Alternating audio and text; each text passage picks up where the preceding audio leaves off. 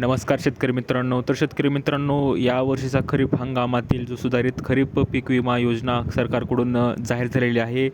तर त्या खरीप विमा पीक योजनेची सर्व माहिती आपण या व्हिडिओमध्ये पाहणार आहोत. तर शेतकरी मित्रांनो, तुम्ही जर पहिल्यांदा चॅनलवर आला असा चॅनलला सबस्क्राईब करायला विसरू नका. तर आपण पाहू शकतो की अर्ज भरण्यासाठी शेतकऱ्यांना 31 जुलैपर्यंत मुदत देण्यात आलेली आहे.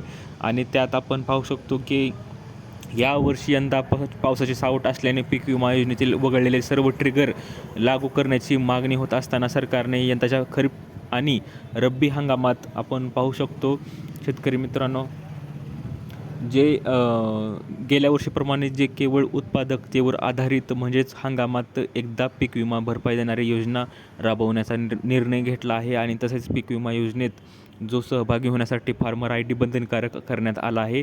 आणि शेतकऱ्यांना विमा अर्ज दाखल करण्यासाठी 31 जुलैपर्यंत मुदत देण्यात आली आहे. तर शेतकरी मित्रांनो, गेल्या वर्षीप्रमाणे ह्याही वर्षी पीक कापणी प्रयोगावरच तुम्हाला पीक विमा मिळणार आहे.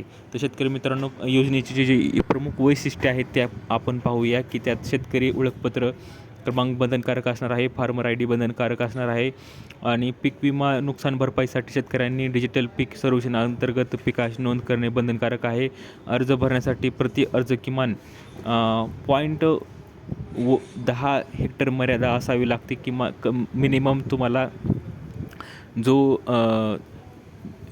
10 हेक्टर म्हणजेच 10 गुंठे आपण म्हणू शकतो, एवढं रान तर तुम्हाला असणं गरजेचं असणार आहे.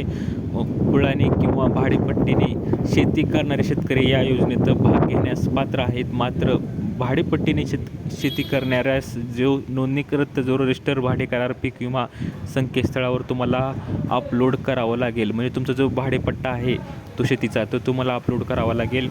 पीक विमा योजना एकूण 12 जिल्हा समूहासाठी निवडलेल्या पीक विमा कंपन्यांमार्फत सन 2026-27 या 1 वर्षाकरिता 80-110 कप व कॅप मॉडेलनुसार राबवण्यात येणार आहे. तर शेतकरी मित्रांनो, असे हे नियम आहेत ह्या वर्षीच्या खरीप पीक विमा योजनेचे. आणि गेल्या वर्षीप्रमाणेच तुम्हाला ह्याही वर्षी ट्रिगर असणार आहेत. ते ट्रिगरनुसारच तुम्हाला पीक विमा मंजूर होऊ शकतो.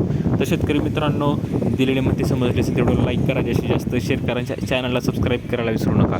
तर भेटूया पुढच्या व्हिडिओमध्ये अशीच एक अपडेट घेऊन. तोपर्यंत धन्यवाद.